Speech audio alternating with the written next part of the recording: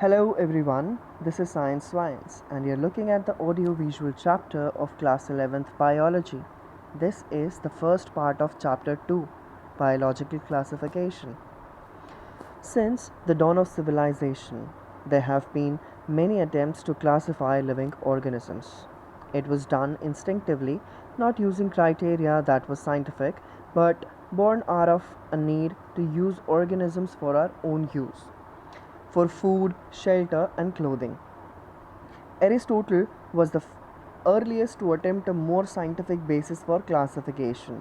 He used simple morphological characters to classify plants into trees, shrubs, and herbs. He also divided animals into two groups, those which had red blood and those that did not. In Linnaeus' time, a two-kingdom system of classification with Plantae and Animalia kingdoms was developed that included all plants and animals respectively. This system did not distinguish between the eukaryotes and prokaryotes, unicellular and multicellular organisms, and photosynthetic and non-photosynthetic organisms. Classification of organisms into plants and animals was easily done and was easy to understand, but a large number of organisms did not fall into either category. Hence, the two kingdom classification used for a long time was found inadequate. Besides cross morphology, a need was also felt for including other characteristics like cell structure, nature of wall, mode of nutrition, habitat, methods of reproduction, evolutionary relationships, etc. Classification systems for the living organisms have hence undergone several changes over the time. Though plant and animal kingdoms have been a constant under all different systems, the undertaking of what groups or organisms be included under these kingdoms have been changing. The number and nature of other kingdoms have also been understood differently by different scientists over the time. R. H. Whittaker in 1969 proposed a five-kingdom classification. The kingdoms defined by him were named Monera, Protista, Fungi, Plantae, and Animalia. The main criteria for classification used by him include cell structure, body organization, mode of nutrition, reproduction, and phylogenetic relationships. Table 2.1 gives a comparative account of the different characteristics of the five kingdoms. Let us look at that table first. These are the characteristics of the five kingdoms. So if we look at this table, then the first character which we are discussing here is cell type. In the Monera, there is a cells are prokaryotic, and in other four, which is Protista, Fungi, Plantae, and Animalia, there are eukaryotic cells. If we talk about the cell wall, Monera have non-cellulosic or polysaccharide plus amino acid made of cell wall. Protista,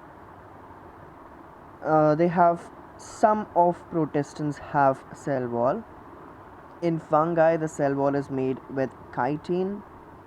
In Plantae, it is made of cellulose, and in Animalia, cell wall is absent.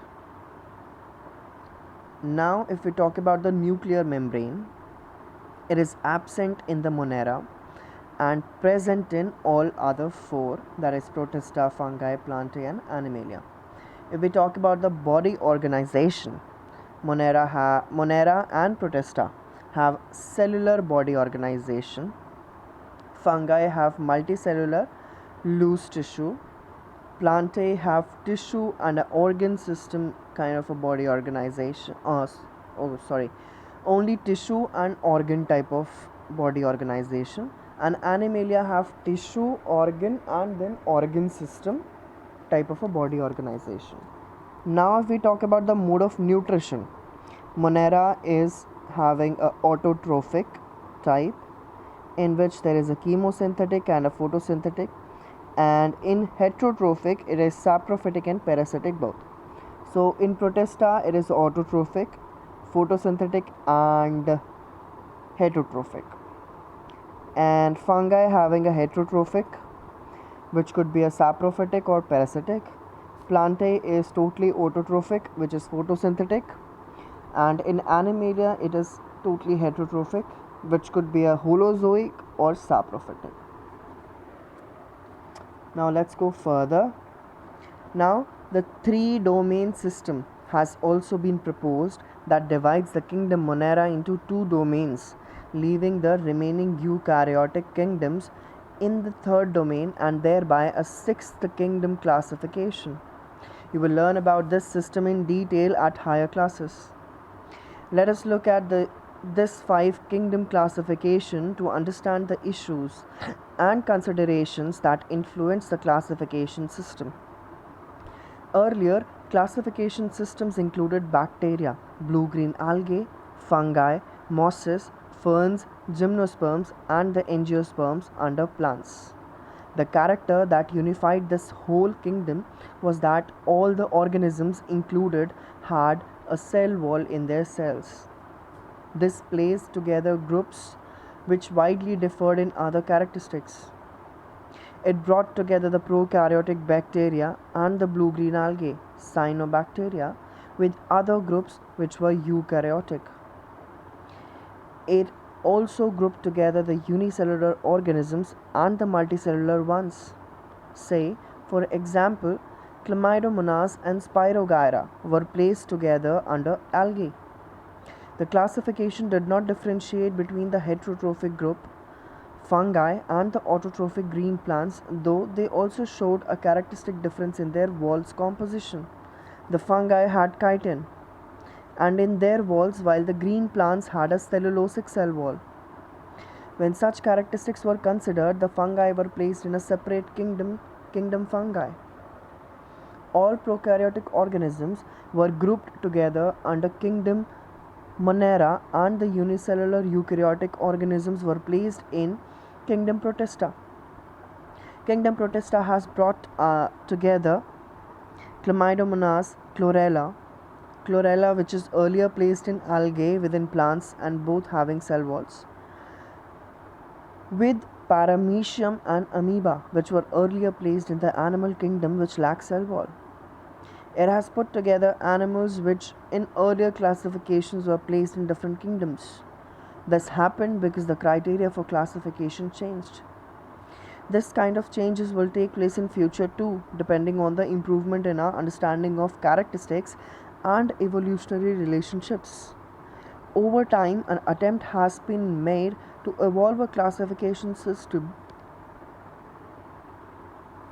which reflects not only the morphological, physiological, and reproductive similarities, but is also phylogenetic, that is based on evolutionary relationships. In this chapter, we will study characteristics of kingdom Monera, Protista, and fungi on the Whittaker system of classification. The kingdoms Plantae and Animalia, commonly referred to as plant and animal kingdoms respectively, will be dealt separately in chapter 3 and chapter 4. Here comes the end to the first part of the chapter 2 biological classification, class 11th biology. To watch more such videos, do subscribe the channel and press the bell icon so you don't miss any video. And if you want us to create these type of audio chapters for any other book or subject, do mention in the comment section and like the video to keep us motivated and create such content. Thank you for watching the video. Bye bye.